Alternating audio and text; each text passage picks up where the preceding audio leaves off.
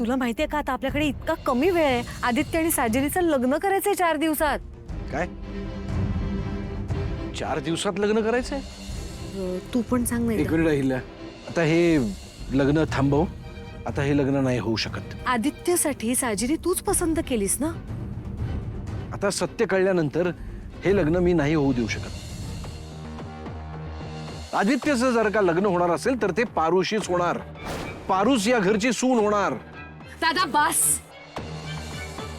पारू एक खूप चांगली मुलगी आहे हे मला मान्य आहे. ती या घरची लेक आहे पण ती या घराची सून होऊ शकत नाही. हो, अख्ख्या जगाला ओरडून सांगायचंय की माझं पारू बरोबर लग्न झालंय. आयुष्याने असं काही अडकवलंय की काहीच बोलता येत नाही. आदित्य काय रे इथे एकटाच काय उभा आहेस आणि आज जेवायला सुद्धा नाही आलास. आदित्य काय रे कुठे हरवलायस? ठीक आहेस ना तू?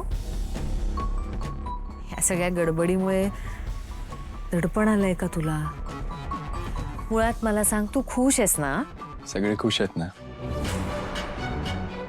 मी का नसेल खुश?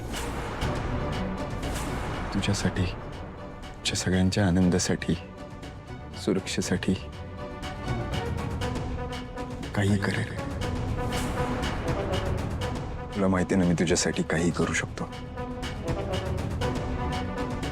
मला सगळं कळतं.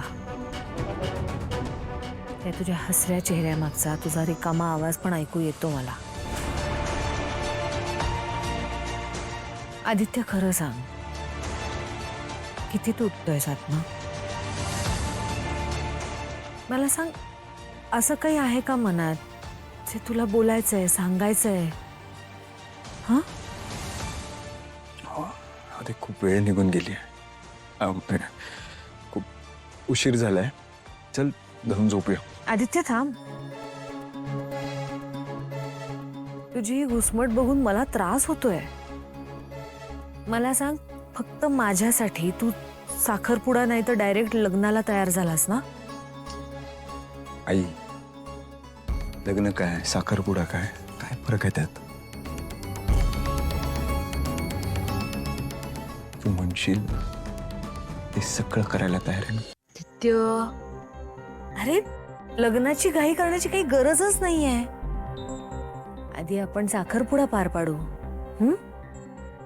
तेवढा वेळ मिळेल ना तुला? आदित्य तुझी आई जरी तुला कठोर शिस्तीची कडक वाटत असली ना बाहेरनं, तरी तुझा विषय आला की माझं मन कायमच हळवं होतं.